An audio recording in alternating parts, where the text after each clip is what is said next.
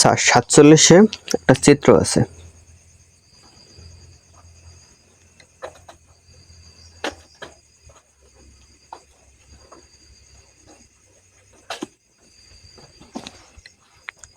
A B C D E, এটা বলছে 4 centimetre, এটা 6 সেন্টিমিটার, এটা 50 ডিগ্রি, এটা 60 ডিগ্রি।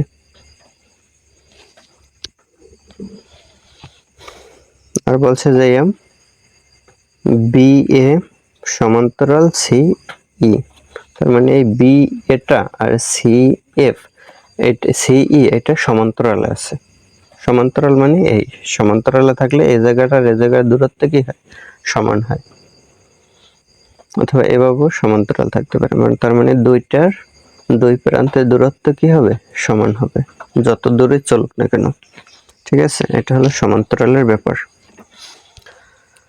তাহলে বের করতে বলছে এসি ই কোণ, এসি ই কোণটা, তার মানে এসি ই কোণ, এই কোণটা বের করতে হবে। তাহলে এই কোণটা কিভাবে বের করা যায়? তাহলে এই পুরোটারে যদি ধরি আমরা, এই পুরোটা হয় 180 ডিগ্রি, 180 ডিগ্রি। এখন এইটা 50 ডিগ্রি, তাহলে এই কোণটা কত ডিগ্রি হয়? যেহেতু এইটা এই B A R C E সমান্তরাল হলে এইটা যদি 60 ডিগ্রি হয়, তাহলে এই কোণটা হবে 60 ডিগ্রি। তাহলে পুরাটা হলো 180 ডিগ্রি। তাহলে মাঝখানের এই কোণটা বের করতে হলে এই দুইটা কোণ বিয়োগ করতে হবে। তাহলে দুইটা কোণ হলো 50 আর 60, 110। তাহলে 180 থেকে 110 বাদ গেলে থাকে 70 ডিগ্রি। তাহলে অ্যান্সার হবে 70 ডিগ্রি। এটা আছে গ নাম্বারে। 48 বলছে এ বি সি এর ক্ষেত্রফল। তাহলে এ বি সি ত্রিভুজ, এটার ক্ষেত্রফল বের করতে হবে। তাহলে এ বি সি মানে এই ত্রিভুজটার ক্ষেত্রফল বের করতে হবে। তাহলে এই ত্রিভুজটার ক্ষেত্রফলের জন্য লাগে হয় হাফ ইন্টু ভূমিপূরণ উচ্চতা, অথবা half into A B sine theta দিয়েও করা যায়। তাহলে হাফ, তাহলে এ এখন দুইটা বাহু, যে কোনো দুইটা বাহু লাগবে, ওই দুই বাহুর সংলগ্ন কোণটাও লাগবে। তাহলে এই দুইটা বাহু 4 আর একটা বাহু 4 আর একটা বাহু 6 দেওয়া আছে। তাহলে এই দুইটা বাহু ব্যবহার করি, 4 ইন্টু 6। এখন এটা সংলগ্ন কোণ আছে কত, 60 ডিগ্রি, তাহলে হয় সাইন 60 ডিগ্রি।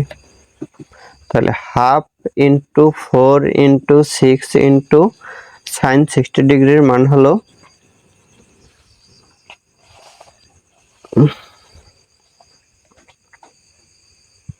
6 ইন্টু সাইন 60 ডিগ্রির মান হলো √3/2। তাহলে এই 2 4 কে কাটলে 2, এই 2 দিয়ে 2 বাদ যায়, তাহলে হয় 6√3। তাহলে এবিসি এর ক্ষেত্রফল হয় 6√3। এটা আছে ক নম্বরে। 49-এ চিত্র আছে, চিত্রটা আঁকি আগে।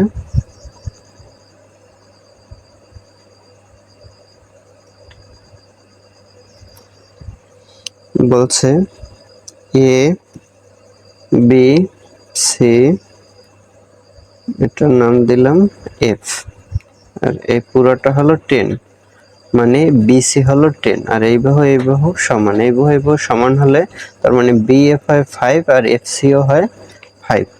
এ বি এর মান দেওয়া আছে 8। বলছে এ বি এফ ত্রিভুজ, মানে ত্রিভুজ এ বি এফ এর পরিসীমা। তাহলে এটা পরিসীমা বের করতে হলে তিনটা বাহু যোগ করা লাগে। তাহলে এ বি এর মান জানা লাগে, বি এফ এর মান জানা লাগে, এ এফ এর মানটা জানা লাগে। এখন এ এফ এর মানটা তো দেওয়া নেই, তাহলে এ এফ সমান হয় √ লম্ব স্কয়ার, লম্ব হলো 8, 8 কে স্কয়ার করলে 8 8 64 প্লাস 5 কে স্কয়ার করলে 5 5 25। তাহলে √ হয় 5 8 9 8। তাহলে পরিসীমাটা হয় 8 যোগ 5 যোগ, আর এটার মানটা হয় যে 9 নং 81, 81 করলে 9 আসে, একটা 9 প্লাস দশমিক এনে সামথিং আসবে, যাই আসুক না কেন। তার মানে আমাদের মানটা হয় কি 8 আর 5 13, 13 আর এই 8 5 13, 13 আর 9 হলো 13 আর 9 22, 22 দশমিক সামথিং থাকবে। তাহলে এটা অ্যান্সারে আছে। তাহলে 40 আছে, ক হবে না, খতে আছে 22.43, 22 যুক্ত আরো আছে কিনা দেখা লাগবে। 22 কয়টা আছে এটা আগে টেস্ট করা লাগবে।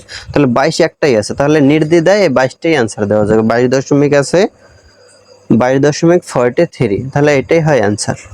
মানে এভাবে বের করা যায়। আর যদি এভাবে ক্যালকুলেটর নিতে পারো তাহলে ক্যালকুলেটর দিয়ে সরাসরি এই মানটা বসাই দিয়ে, মানে 8 5 13 সাথে এই √89 যোগ করলেই হবে। আর ক্যালকুলেটর যদি না থাকে তাহলে এইটার একটু কৌশল করতে হবে। যেমন এটা 89 এর জায়গায় যদি 81 ধরি, 81 ধরলে হয় 9, মানে 81 কে রুট করলে হয় 9, তাহলে আরো 4 থাকে, মানে সামথিং 9 দশমিক সামথিং আসে এটা রুট ওভার করলে।